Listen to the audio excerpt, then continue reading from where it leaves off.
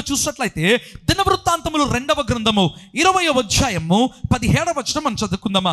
2 Chronicles chapter 20 and verse 17. ఈ యుద్ధములో మీరు పోట్లాడవలసిన నిమిత్తము లేదు. యూదా వారలారా, యెరూషలేము వారలారా, మీరు యుద్ధ పంక్తులు తీర్చి నిలువబడుడి. చాలా ఇక్కడ చూసినట్లయితే ఎవరు ఈ మాట పలుకుతున్నారండి? బైబిల్లో మీరు చూసినట్లయితే రాయబడిన మాట, మీరు యుద్ధ పంక్తులు తీర్చి మీరు నిలవబడండి. ఇంగ్లీష్ బైబిల్లో కూడా మనకి ఏమని కనిపిస్తుందంటే set yourself and stand still. దీని ఈ మాట యొక్క సారాంశము లేదా ఇక అధ్యాయం చూసినట్లయితే యెహోషాపాతు రాజు, మరి ఇక రాజు లేదా దేవుని బిడ్డల మీదకి మల్టిపుల్ ఆర్మీస్, అనేకమైనటువంటి సైన్యములు ఒక్కసారి యుద్ధం రావడం జరుగుతుంది. యెహోషాపాతు భయపడడం జరుగుతుంది. మరి ప్రార్థన దినముగా ఒకరోజు వాళ్ళు పెట్టుకుంటారు. యెహెజ్కేలు అనేటువంటి వ్యక్తి ప్రవచించడం ప్రారంభిస్తారు. మీరు దిగులు పడకుడి, భయపడకుడి, మీరు యుద్ధము మీరు కాదు జరిగించేది, దేవుడు మీ పక్షమున యుద్ధము చేయబోతున్నాడు. మీరు ఊరక నిలిచి చూడండి, ఆయన ఇచ్చే రక్షణను మీరు చూడండి. మనకందరికీ కూడా ఈ భాగం తెలుసండి. అయితే నేను ఒక్క మాటల గురించి మీతో చెప్పాలని ఆశపడుతుంటున్నాను. బైబిల్లో రాయబడినటువంటి మాట, మీరు యుద్ధ పంక్తులు తీర్చి నిలువబడుండి. మొదటిగా మీరు చూసినట్లయితే set yourself and stand still. If you want to have break through in your life, నీ జీవితంలో ఒక బ్రేక్ త్రూ కావాలి అంటే, నీ జీవితంలో పురోగతి జరగాలి అంటే, లేదా నీ జీవితంలో ఒకవేళ విస్ఫోటము కలగాలి అంటే, చాలామంది సేవకులు కూడా ఈ మాట కోరుకుంటుంటారండి. వారి పరిచర్యలో కూడా వారికి బ్రేక్ త్రూ కావాలి అని కోరుకుంటుంటారు. అయితే దేవుడు అంటున్నటువంటి మాట సెట్ యువర్ సెల్ఫ్. మరి ఒక చుట్టూ రాయబడి ఉంటుంది పొజిషన్ యువర్ సెల్ఫ్. మిమ్మల్ని మీరు మొదటగా సిద్ధపరచుకోవడం ప్రారంభించండి. మొదటిగా మిమ్మల్ని మీరు స్థిరపరచుకోవడం ప్రారంభించండి, లేదా మొదటగా మిమ్మల్ని మీరు సమాయుతపడడం ప్రారంభించండి. ఈ భాగంలో చూసినట్లయితే రాయబడినటువంటి మాట, ఆ యెహెజ్కేలు ఆ యొక్క నేషన్ అంతటికండి, ఆ యొక్క ఇశ్రాయేలు దేశం అంతటికి కూడా ఒక ప్రాఫెటికల్ మెసేజ్ ఇస్తుంటున్నాడు, లేదా ఒక వార్నింగ్ ఇస్తుంటున్నాడు, లేదా ఏ విధంగా బ్రేక్ త్రూ కావాలి అనేటువంటిది చెప్తుంటున్నానండి. మీరు చాలా ఒక ప్రొఫెషన్స్లో మీరు చూసినట్లయితే, లేదా ఏదైనా స్పోర్ట్స్లో కూడా మీరు చూసినట్లయితే ప్లేయర్స్ని ఏ పొజిషన్లో వాళ్ళని పంపించాలి అని చాలా వాళ్ళు తీర్మానాలు చేసుకుంటుంటారండి. ఎందుకంటే పొజిషనింగ్ అనేటువంటిది చాలా ఇంపార్టెంట్. ప్రియమైన వాళ్ళరా, మీరు ఏ స్పోర్ట్స్ అయినా తీసుకోనండి, ఒక ప్లేయర్ ఎక్కడ నిలబడుకోవాలి, లేదా ఏ స్థానంలో రావాలి, ఏ పొజిషన్లో రావాలి అనేటువంటిది చాలా కీలకమైనటువంటిది అండి. ఆ జట్టు విజయము సాధించాలి అంటే పొజిషన్ అనేటువంటిది చాలా ఇంపార్టెంట్. ప్రియమైన వాళ్ళరా, ఇన్ ద సేమ్ వే నీ జీవితంలో ఒక బ్రేక్ త్రూ కావాలి అంటే కూడా positioning your self is very important. నిన్ను నీవు సమాయుతపరచుకోవడం ప్రారంభించాలి, నిన్ను నీవు సిద్ధపరచుకోవడం ప్రారంభించాలి. ఇప్పుడు సందేశంలోనికి మనం వెళ్ళడం ప్రారంభిస్తామండి. మొదటి భాగం మనం చూస్తామా, కీర్తనల గ్రంథము 30వ కీర్తన 2వ వచనం మనం చదువుకుందాం. Psalm 30 and verse 2. యెహోవా నా దేవా, నేను నీకు మొర్రపెట్టగా నీవు నన్ను స్వస్థపరచితివి. మొదటి అంశం ఏంటిదో తెలుసా దేవుని బిడ్డలారా? Position your self in prayer. నిన్ను నీవు ఆ యొక్క ప్రార్థనలో సిద్ధపడడం చేసుకో, లేదా నిన్ను ప్రిపేర్ చేసుకోవడం ప్రారంభించు. స్వస్థత కలగాలి అంటే చాలా మంది ఎంతో ప్రయాసపడుతుంటారు ప్రియమైన వాళ్ళరా. అయితే నేను 3 ప్రాముఖ్యమైన విషయాలను నేను ఈరోజు మీతో పంచుకోవాలని ఆశపడుతుంటున్నాను. ఇక్కడ చూసినట్లయితే కీర్తనకారుడు అయినటువంటి దావీదు పలుకుతున్నటువంటి మాట ఏంటో తెలుసా? యెహోవా నా దేవా. ఆ మాట చూడండి దేవుని బిడ్డలారా, యెహోవా నా దేవా, నేను నీకు మొర్రపెట్టగా నీవు నన్ను స్వస్థపరచితివి. ఆ మాట చూడండి దేవుని బిడ్డలారా, స్వస్థపరచితివి అంటే దావీదు యొక్క శరీరంలో లేదా దావీదు యొక్క జీవితంలో ఏదో ఒక అనారోగ్యం అండి. దావీదు లాంటి ఒక గొప్ప ప్రవక్త అన్నామా, లేదా దావీదు లాంటి ఒక అభిషేకింపబడిన వాడు చేస్తున్నటువంటి ప్రార్థన ఏంటో తెలుసా? యెహోవా నా దేవా, నేను మొర్రపెట్టగా నీవు నన్ను స్వస్థపరచితివి. ఆ మాట చూడండి దేవుని బిడ్డలారా, మొర్రపెట్టగా అంటే ఒక వ్యక్తి జీవితంలో స్వస్థత కలగాలి అంటే, ఒక వ్యక్తి జీవితంలో స్వస్థత జరగాలి అంటే మొదటగా ఆ వ్యక్తి ప్రార్థించేటువంటి వ్యక్తి అయి ఉండాలి. ప్రార్థన అనగానే ఏదో 5 నిమిషాలు కాదు దేవుని బిడ్డలారా. ప్రార్థన అనగానే ప్రభువా నీవు నన్ను బాగుపరచు యేసు నామమందు ఆమేన్ అనడం కాదండి. ప్రార్థన అంటే ఏంటిదో తెలుసా? దేవుడు నీకు జవాబు ఇచ్చేంత వరకు కూడా. బైబిల్లో మీరు చూసినట్లయితే మత్తయి సువార్త 20వ అధ్యాయము 31వ వచనం చదువుకుందాం. Matthews chapter 20 and verse 31.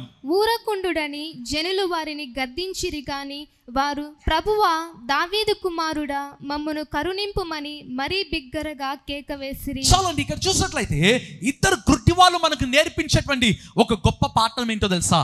వారి జీవితంలో కూడా పొజిషనింగ్ జరిగిందండి. వారి జీవితంలో కూడా స్వస్థత కొరకు వాళ్ళు సిద్ధపడ్డారు. వారి జీవితంలో కూడా స్వస్థత కొరకు వారు సమాయత పడ్డం ప్రారంభించారు. బైబిల్లో మీరు చూసినట్లయితే యేసుక్రీస్తు ఎరికో పట్టణం గుండా ఆయన వెళ్తుంటున్నాడు, లేదా ఎరికో పట్టణం నుంచి ప్రభు నడుచుకుంటూ వెళ్తుంటున్నాడు అండి. బైబిల్లో చూసినట్లయితే బహుజన సమూహములు ఆయనను వెంబడిస్తుంటున్నారు. ఇద్దరు గుడ్డి వాళ్ళు చేస్తున్నటువంటి ప్రార్థన లేదా వాళ్ళు అరుస్తున్నటువంటి అరుపులు ఏంటో తెలుసా? దావీదు కుమారుడా మమ్మును కరుణించవా అని కేకలు పెట్టడం ప్రారంభించారండి. కేకలు అంటే ఇక్కడ ప్రార్థన ప్రియమైన వాళ్ళరా, ఇంగ్లీష్ బైబిల్లో రాయబడినటువంటి మాట they cried unto the lord. వాడు దేవునికి మొరపెట్టడం ప్రారంభించారు. వారు ఏమని మొరపెడుతున్నారో తెలుసా? దావీదు కుమారుడా మమ్మును కరుణించవా, O son of David have mercy upon us. ఈ ఇద్దరు గుడ్డి వాళ్ళు మనకు నేర్పించేటువంటి ఆత్మీయమైనటువంటి పాఠం ఏంటో తెలుసా? స్పిరిచువల్ లెసన్ ఏంటో తెలుసా? వారు ఏ విధంగా పొజిషన్ చేసుకున్నారో తెలుసా అండి? ఎప్పుడైతే వాళ్ళు కేకలు పెట్టడం ప్రారంభించారో అనేక మంది వాళ్ళని గద్దించారంట. అక్కడ ఉన్నటువంటి జనసమూహములు వారిని అపహాసించారు లేదా వారిని గద్దించడం జరిగిందండి. అయితే వారు అక్కడికి ఆగిపోలేదు. బైబిల్లో మనం చదువుకున్నాం కదా, ఇక ఊరకుండుడి జనులు వారిని గద్దించిరి గాని వారు ప్రభువా దావీదు కుమారుడా మమ్మును కరుణింపుమని మరింతగా కేకలు పెట్టిరి. Positioning themselves. ఇక్కడ అర్థం ఏంటో తెలుసా దేవుని బిడ్డలారా? వారి జీవితంలో ప్రార్థనకు కూడా ఆటంకములు ఉంటున్నాయి. వారి జీవితంలో ప్రార్థనకు కూడా అడ్డంకులు ఉంటున్నాయి. వారి జీవితంలో దేవునికి మొర్రపెట్టడానికి కూడా అక్కడ అడ్డంకులు ఉంటున్నాయి. అక్కడ చూసినట్లయితే జనులు వాళ్ళని గద్దిస్తుంటున్నారంట. బహుజన సమూహములు వారిని గద్దిస్తుంటున్నారండి. అయితే బైబిల్లో చూసినట్లయితే రాయబడినటువంటి మాట మమ్మును కరుణింపుమని మరింతగా కేకలు పెట్టిరి. అదే అధ్యాయం 32వ వచనంలో చాలా అద్భుతమైన మాట మనకు కనిపిస్తుందండి. ఏమని రాయబడిందో తెలుసా? యేసు నిలిచి వారిని పిలిచి. సీ దట్ రిథమిక్ వర్డ్స్ మీరు చూడండి దేవుని బిడ్డలారా. యేసు నిలిచి వారిని పిలిచి. హల్లెలూయా.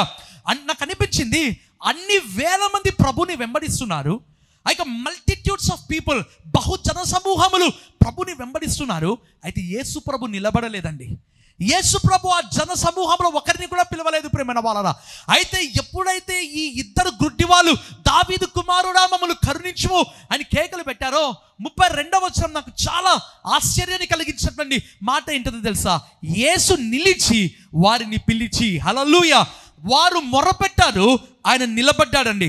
బైబిల్లో మీరు చూసినట్లయితే రాయబడినటువంటి మాట 34వ వచనంలో చూసినట్లయితే ఆయన కనికరింపబడి వారిని బాగుపరచెను. ఆయన కనికరము చేత నింపబడి వారిని బాగుపరచెను అనేటువంటి మాట కనిపిస్తుందండి. నాకు అనిపించింది అంతమంది జన సమూహములు ఆయన వెంబడి పడుతున్నా ఆయన నిలబడలేదండి. అయితే ఈ ఇద్దరు గుడ్డి వాళ్ళు చేసినటువంటి ప్రార్థన, మరి చెప్పాలంటే ఒక గుర్తింపు లేనటువంటి గుడ్డి వాళ్ళు చేసినటువంటి ప్రార్థన ప్రభుని నిలబెట్టడం మాత్రమే కాదు, ప్రభు వారిని పిలిచేటట్లుగా చేసిందండి. హల్లెలూయా.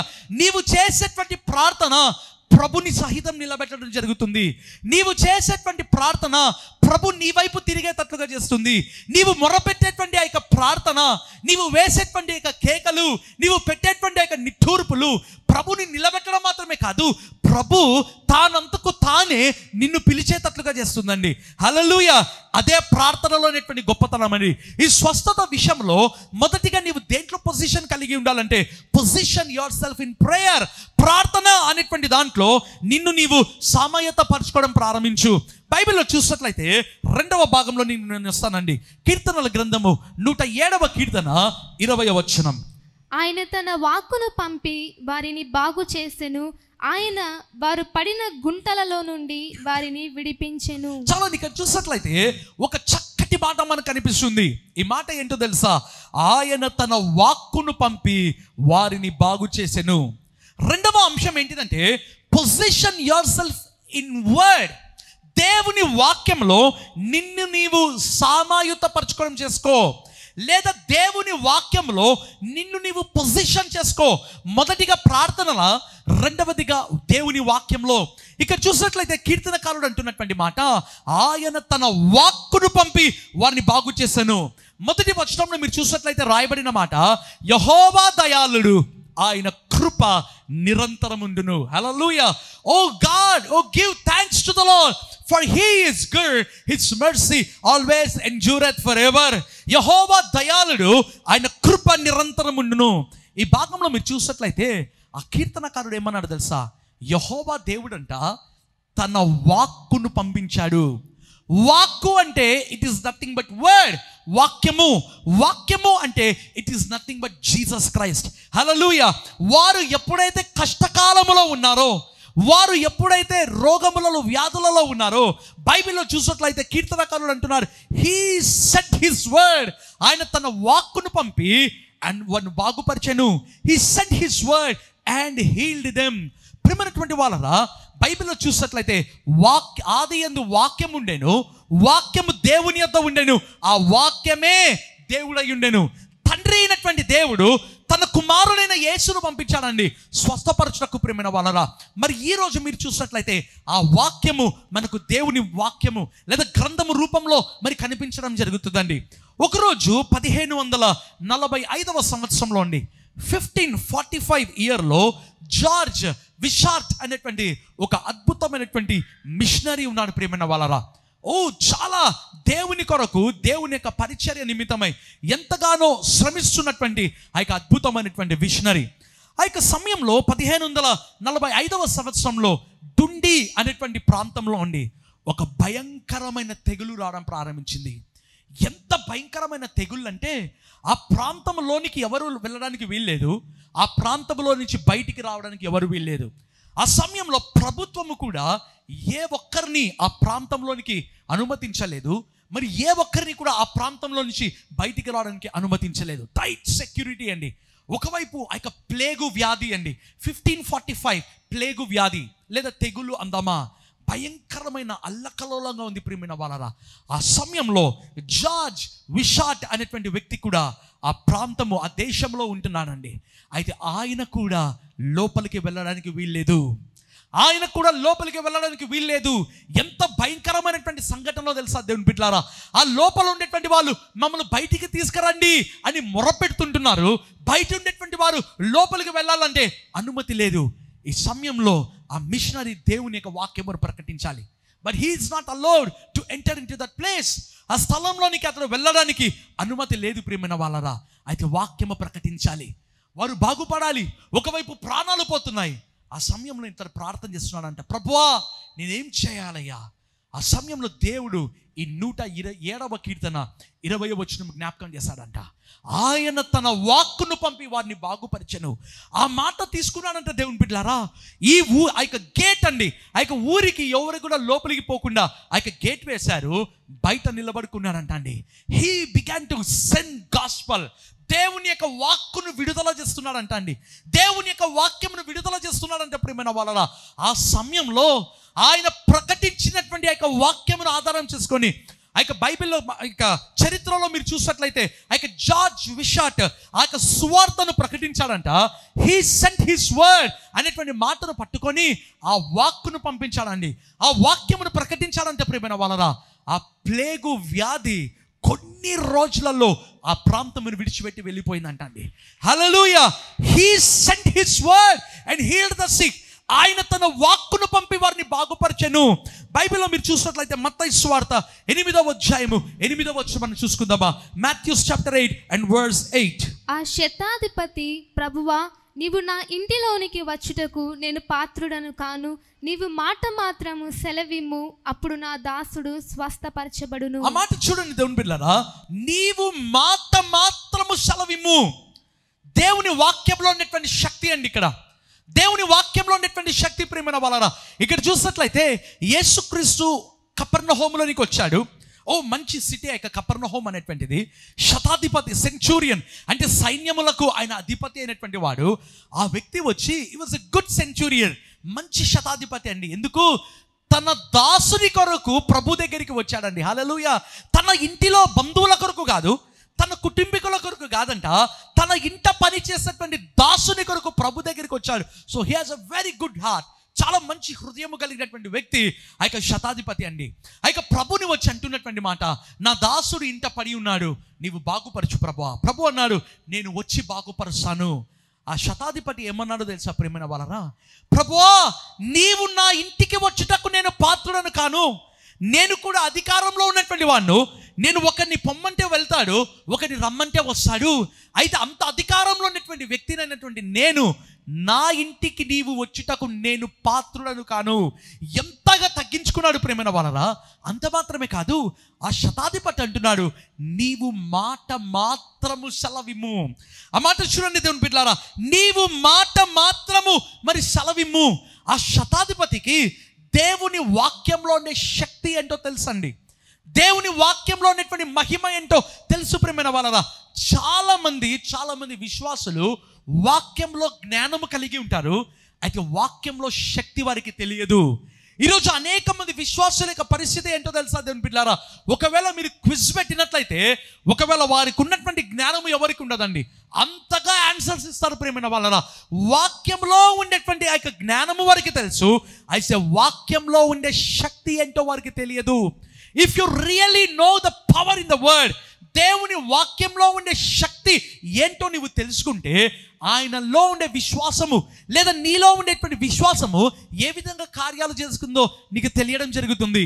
మరలా నేను చెప్తుంటున్నాను దేవుని బిడ్డలారా, చాలా మందికి వాక్యంలో జ్ఞానం ఉంటుంది, అది నేను తప్పు పట్టను ప్రియమైన వాళ్ళరా. ఖచ్చితంగా వాక్యపు జ్ఞానం కలిగి ఉండాలి. అయితే అది క్విజ్ వరకు మాత్రమే ఉంటుందండి. ఒకవేళ ఏదైనా చర్చ్లో, సండే స్కూల్లో, యూత్ మీటింగ్స్లో బైబిల్ క్విజ్ పెట్టినట్లయితే దే విల్ బి నంబర్ 1. వాళ్ళు నంబర్ 1 ఉంటారండి. ఒకవేళ విమెన్ ఫెలోషిప్లో క్విజ్ పెడితే కూడా దే విల్ బి నంబర్ 1. ఒకవేళ 50,000 ప్రైజ్ బహుమతి, ఆ రివార్డు వాళ్ళు పొందుకుంటారండి. But most of the people they don't know the power in the word. దేవుని వాక్కులో ఉండే శక్తి ఏంటో వారికి తెలియదు. ఈ కపెర్నహూములో ఉన్నటువంటి శతాధిపతి probably he must be a Roman. అతను ఒక రోమియుడు అయింటావాడు ప్రియమైన వాళ్ళరా, ఒక అన్యుడు. అయితే అతనికి వాక్యములో ఉండే శక్తి ఏంటో తెలుసు. He may not have the knowledge in word, but he knows the power in the word. దేవుని వాక్యంలో ఉండే జ్ఞానము తెలియకపోవచ్చు, కానీ ఆ వ్యక్తికి ఆ వాక్యంలో ఉండే శక్తి ఏంటో తెలుసు ప్రియమైన వాళ్ళరా. బైబిల్లో చూసినట్లయితే 3వ భాగంలో నీకు వస్తామా, కొరింథీయులకు రాసిన మొదటి పత్రిక 16వ అధ్యాయము 13వ వచనం. మెలకువగా ఉండుడి, విశ్వాసమందు నిలుకడగా ఉండుడి. మూడవది ఏంటో తెలుసా? Position your self in faith. మొదటిగా ప్రార్థనలో నిన్ను నీవు సమయుతపడడం చేసుకో. రెండవదిగా దేవుని యొక్క వాక్యంలో నిన్ను నీవు పొజిషన్ చేసుకో. మూడవదిగా చాలా ప్రాముఖ్యమైనది ఏంటో తెలుసా దేవుని బిడ్డలారా? Positioning in faith. విశ్వాసములో సమయతపడడం చేసుకో. బైబిల్లో చూసినట్లయితే పౌలు కొరింథీ సంఘముతో అంటున్నటువంటి మాట ఏంటో తెలుసా? విశ్వాసమందు నిలకడగా ఉండండి. Stand firm in faith.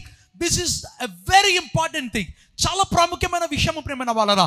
చాలా మంది విశ్వాసంలో నిలకడగా ఉండాల్సింది బదులుగా చాలా గొప్పగా అవిశ్వాసంలో నిలకడగా ఉంటారండి.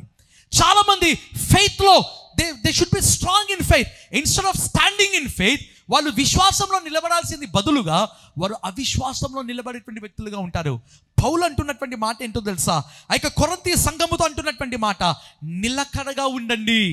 స్టాండ్, నిలబడి ఉండండి అంటే అర్థం ఏంటో తెలుసా? విశ్వాసములో పడిపోవద్దు.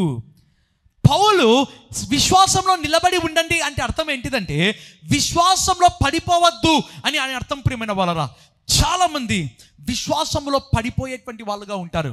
చాలా మంది ఆత్మీయమైన పోరాటంలో, విశ్వాస విషయంలో, విశ్వాసపు యాత్రలో, విశ్వాసపు పోరాటంలో అలసిపోయి నిలబడలేక సొమ్మసిల్లిపోయేటువంటి ఎంతో మంది దేవుని బిడ్డలు ఉంటున్నారండి. అయితే పౌలు అంటున్నాడు, position your self in faith. విశ్వాసములో మొదటిగా నువ్వు నిలబడడం ప్రారంభించు. ఆ శతాధిపతి యొక్క విశ్వాసము ఏంటో తెలుసా ప్రియమైన వాళ్ళరా? బైబిల్లో చూసినట్లయితే ఆ శతాధిపతి అన్నాడు, నీవు నా ఇంటికి వచ్చుటకు నేను పాత్రుని కాదు ప్రభువా, మాట మాత్రము సెలవిమ్ము. యేసుక్రీస్తు విశ్వాసములకు ఎంత ఆకర్షితులు అవుతారో తెలుసా అండి? ప్రభు ఏమని ఉండాలో తెలుసా? ఇశ్రాయేలు దేశంలో ఇతనికి ఉన్నంత వాక్యము నేను ఎక్కడా చూడలేదు. ఎందుకు? వాక్కు అన్నాడండి శతాధిపతి. వాక్యమును గుర్తించాడు. అయితే ప్రభు ఏమనాలి? ఇశ్రాయేలు దేశంలో ఇతనికి ఉన్నంత వాక్యపు జ్ఞానము నేను ఎవరికి చూడలేదు అనాలి. అయితే ప్రభు ఏమంటున్నాడు? ఇతనికి ఉన్నంత విశ్వాసము ఇశ్రాయేలులో నేను ఎక్కడా చూడలేదు అంటున్నాడు. Faith is a connecting point. విశ్వాసము అనేటువంటిది ఏంటో తెలుసా? నీవు దేవుణ్ణి చేరుకోవాలి అంటే మూడవ ప్రాముఖ్యమైన విషయం ప్రియమైన వాళ్ళరా, without faith it is impossible to please God. నీవు ఎంత ప్రార్థన చేసినా, నీవు ఎంత వాక్యపు జ్ఞానం కలిగి ఉన్నా, నీవు ఎంత పరిశుద్ధత కలిగి ఉన్నా, నీవు ఎంతగా అభిషేకము చేత నింపబడి ఉన్నా, but without faith it is highly impossible to approach Jesus. యేసును చేరుకోవడం విశ్వాసము లేకుండా అది అసాధ్యము ప్రియమైన వాళ్ళరా. అందుకే ప్రభు అన్నాడు, ఇశ్రాయేలు దేశంలో ఇతనికి ఉన్నంత విశ్వాసం నేను ఎవరికి చూడలేదు. అంత మాత్రమే కాదు, బైబిల్లో చూసినట్లయితే, నేను ఆ భాగము చూపించట్లేదండి, ఆ రక్తస్రావము కలిగినటువంటి స్త్రీ ప్రభు దగ్గరికి వచ్చింది ప్రేమైన వాళ్ళరా. బైబిల్లో చూసినట్లయితే అనేక మంది ఆయనను తాకుతుంటున్నారు. ఇంగ్లీష్ బైబిల్లో రాయబడింది, మెనీ వర్ ప్రెస్సింగ్ జీసస్. అనేక మంది ప్రభుని తాకుతున్నారంట. అయితే ఆ స్త్రీ అంట, ఆమె అనుకునింది ఆయన వస్త్రపు చెంగు మాత్రమే నేను ముడతాను అనుకునేది. అది ఆమె యొక్క విశ్వాసము ప్రియమైన వాళ్ళరా. నాకు అనిపించింది, అంతమంది ఆయనను తాకుతుంటే ఆయన నిలబడలేదు, అంతమంది ఆయనను తాకుతుంటే ఎవరి స్పర్శ కూడా ఆయనకు తాకలేదండి. అయితే ఎవరో ఒక స్త్రీ ప్రియమైన వాళ్ళరా విశ్వాసముతో ఆయనను తాకడం ప్రారంభించింది. ఇమ్మీడియట్గా అండి దేవునికి స్పర్శ అనేటువంటిది, విశ్వాసము అనేటువంటిది ఏంటిదో తెలుసా, ప్రభుని నిలబెట్టడం జరుగుతుంది. విశ్వాసము అనేటువంటిది ఏంటిదో తెలుసా, ప్రభుని నీ వైపు తిరిగేటట్లుగా చేస్తుంది. విశ్వాసము అనేటువంటిది ఏంటిదో తెలుసా, ప్రభుని నీ పేరు పెట్టి పిలిచేటట్లుగా చేస్తుందండి. That is the power in the faith. విశ్వాసంలో ఉన్నటువంటి శక్తి అదే ప్రియమైన వాళ్ళరా. ఈరోజు ప్రభు మనకు 3 ప్రాముఖ్యమైన విషయాలు చెప్పాడు. మొదటిది, position your self in prayer, ప్రార్థనలో. రెండవదిగా, పొజిషన్ ఇన్ వర్డ్, దేవుని యొక్క వాక్యంలో. మూడవదిగా, position your self in faith, విశ్వాసములో నిన్ను నీవు సామయుతపరచుకోవడం జరుగు. ఎప్పుడైతే ఆ విధంగా చేస్తావో నీ జీవితంలో స్వస్థత జరగడం ప్రారంభిస్తుంది. హల్లెలూయా.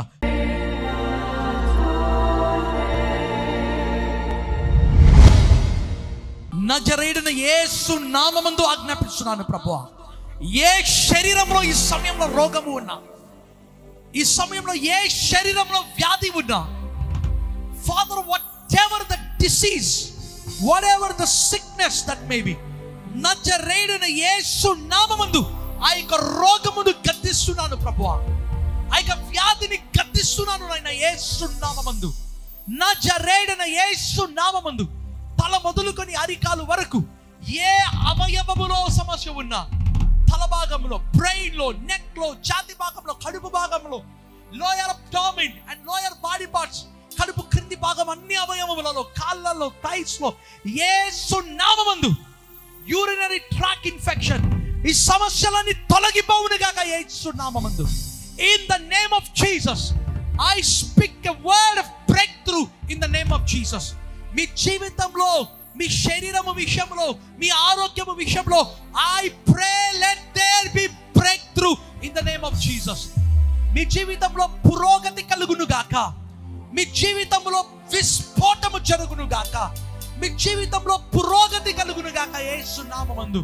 Thank you Lord. తండ్రి, ఎవరికైతే ప్రభువా గ్యాస్ట్రైటిస్ ప్రాబ్లం చేత బాధపడుతున్నారు, తండ్రి కడుపు భాగంలో, పేగులలో అల్సర్, పుండ్లు, తండ్రి ఎటువంటి డ్యామేజ్ జరిగి ఉన్నప్పటికీ నజరేయుడైన యేసు నామమందు నాయనా let there be healing in the name of Jesus.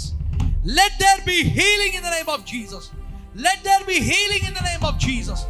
Let there be deliverance in the name of Jesus. Let there be breakthrough in the name of Jesus.